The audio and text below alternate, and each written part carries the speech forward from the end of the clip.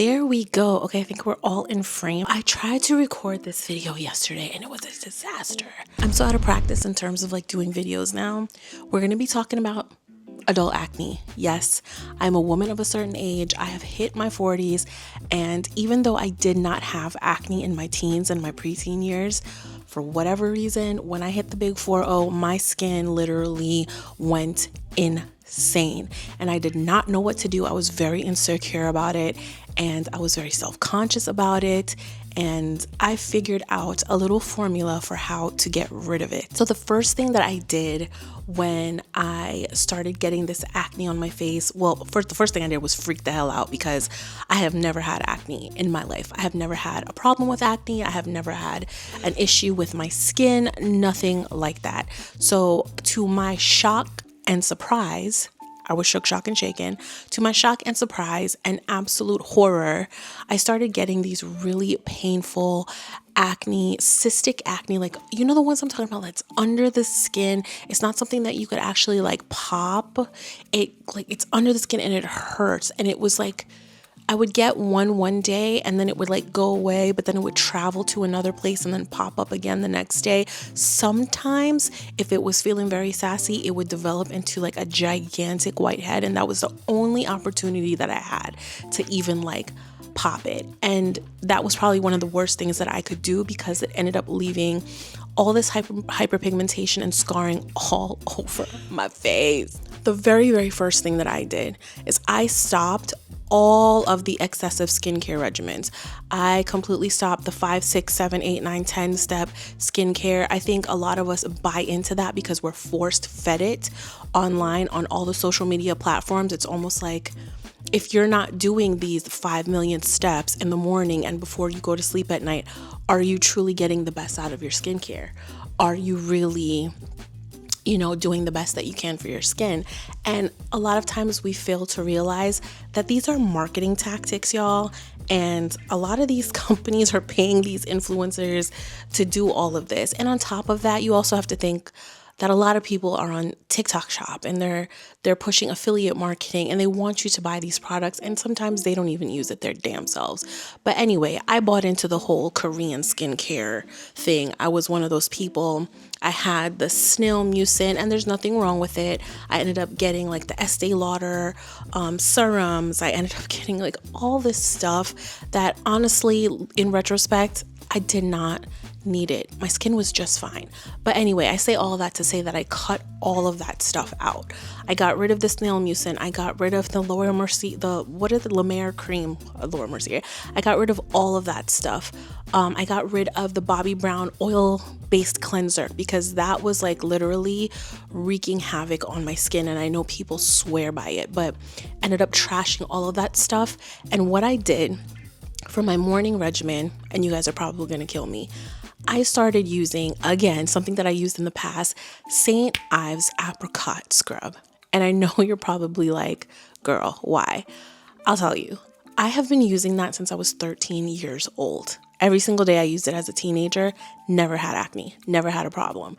So if it was good enough for my sweet, innocent 13-year-old baby's bottom skin, it's gotta be good for my old hard back, old cockroach self, 41-year-old face and skin. So I started using that again in my regimen, maybe not every single day, but at least every other day.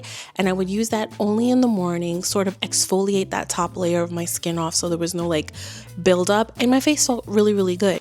After I washed my face or finished with the shower, whatever it was, I would moisturize with the La Roche-Posay. I know everybody calls it Roche-Posay, but it's La Roche-Posay facial cream. And this one is a little bit pricey, but I really like the consistency of it. It's not too like greasy. It's, if you know what I mean, it's not too like slick and greasy because I live in Florida and it's generally hot here most of the time. So I cannot deal with a moisturizer that is just too slick, too oily. My face gets greasy, it gets oily, and it's not a good look. So I need something that's going to absorb into my skin, give me adequate moisture without making me look like an oil slick. My next step would be sunscreen, of course, because I'm in Florida, like I said. and I would use native mineral sunscreen. Now, I know there's like a little bit of a beef between mineral sunscreen and chemical sunscreen. I don't know what the issue is. I just use the mineral one from Native because it's just simpler ingredients for me, at least. It does leave a little bit of a white cast, I'm not gonna lie, but as you work it into the skin, the white cast goes away. And to be completely honest, I wasn't out doing flash photography during the day. I'm at work, I'm in an office, I'm reading contracts and reading emails. I was not doing anything where I needed to take a picture. I would try not to put too much foundation on my skin just to avoid anything keeping my skin from like actually breathing. My legs are falling asleep. So then in terms of what I was doing at night, right? So at nights when I got home from work, get into the shower, whatever it is, I would cleanse with Cetaphil facial cleanser. Now this one is like, it goes from sensitive to oily skin. It's like a one and done kind of situation.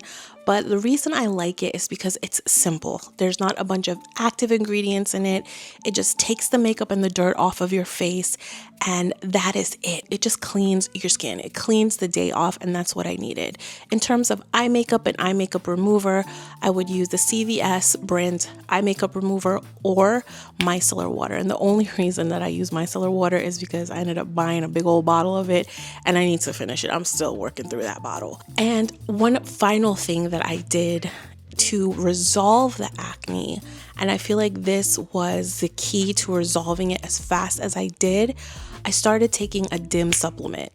I'm not gonna sit here and say it changed the game, but based on what it did for me, I think it helped me to resolve whatever was going on with my acne faster, whatever was going on with inside my body. Because again, I had never had acne before. And then I turned 40. So in my mind, I'm like, okay, this probably has something to do with your age and a change in your hormones. So maybe you should look into something to support your estrogen and support your hormones. I didn't know if that was 100% what was needed, but I figured, let me just try. And this particular supplement, I didn't go and find a random one on Amazon. I looked up Dr. Berg because I don't know if y'all know who Dr. Berg is, but he is a super popular doctor here on YouTube. And I literally listen to everything he says with a grain of salt. I mean, he's not, it's not gospel, but he suggested like estrogen support in the form of a DIM supplement. And he actually has a supplement line. Usually I'm skeptical, but because he's a doctor and because he gives so much valuable information out about health and wellness for free, he doesn't normally push products. I was like, you know what? I'm going to go ahead and support. If I'm going to trust the supplement, it'll be Dr. Berg's supplement, right? So I bought the supplement off of Amazon and I started taking it religiously every single day for 2 weeks. And I kid you not, girl, boy, whatever you are, within those 2 weeks, I was not getting any more breakouts, no new pimples, no new cystic acne, nothing. All that I was left with was healing pimples and hyperpigmentation. And I'm gonna get to that in a minute because that was a whole other animal of its own. I was like, okay, everything that I'm doing is working. So I continued with that regimen and I still use that regimen almost a year later, right? Minus the DIM supplement. I don't take it as often. I might take it for every other day for maybe like a week or a week and a half out of the month, but it's not something that I consistently take now, but it really did in my mind help. So after all of that was said and done, what added insult to all of the injury was that I was left, and if you're a brown girl, you know what I mean. Any kind of melanated skin, you know what I mean. I was left with the most ugly, ridiculous hyperpigmentation, dark spots all over this side of my face, on this side, and on this side of my face, on this side. I was like, okay, fine. Fair is fair. I just got over the whole thing with the acne and the active breakouts. And like, oh my God, it was taking me forever to get rid of this hyperpigmentation. And obviously I didn't want to aggravate my skin and start the whole thing all over again. So what I did is one of my girlfriends owns a med spa, and initially I was like, I'm just gonna get a chemical peel. Let's just peel this damn skin off. Peel it off me, please. And I went in for the chemical peel. It was a peel that was made for melanated skin, so I was not concerned about furthering any more hyperpigmentation. I went in for the peel. Girl, I peeled for 7 days, but I think that the hyperpigmentation was so deep and it was just so bad that the peel only was really able to address like a very superficial layer of it. Because after the peel, that same day I had a laser before the peel I had a laser treatment that same day. It's Aerolise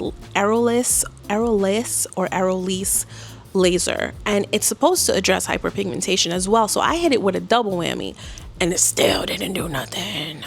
I was pissed. My girlfriend, she was like, hey Jill, you know, there is this compound cream that you can use to lighten up the hyperpigmentation scars. And I'm like, give it to me. Whatever it is, just give it to me. It was a little pricey. I think it's between like $80 and $100 for the jar because it's a specialty cream. They have to compound it and order it for you, right? Well, in the cream, there is retin-A, there is hydroquinone.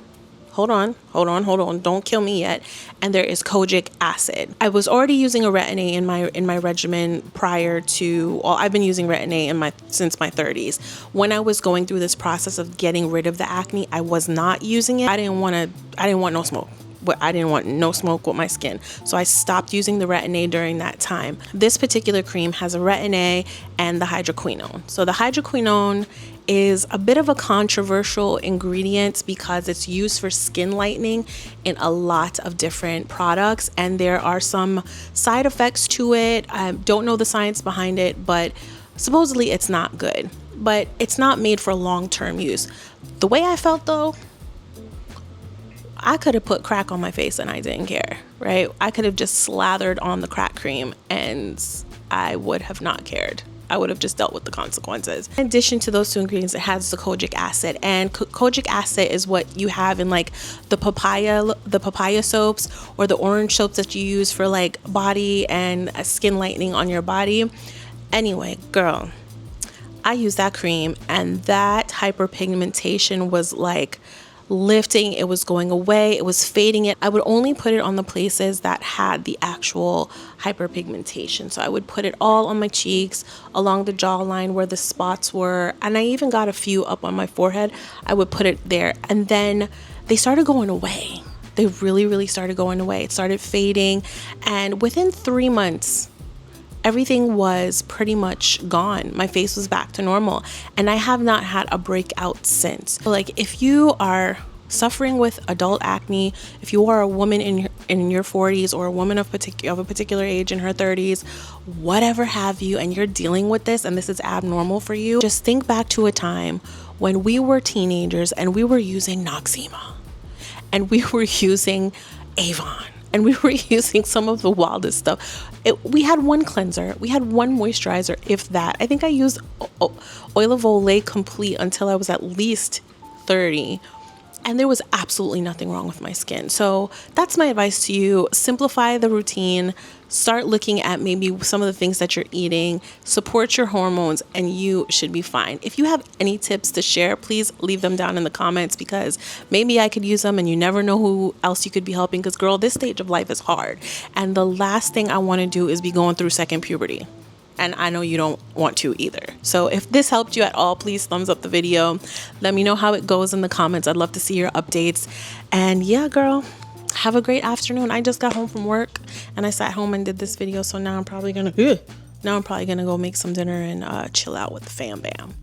But I'll see you guys on the next video. Hope you enjoyed.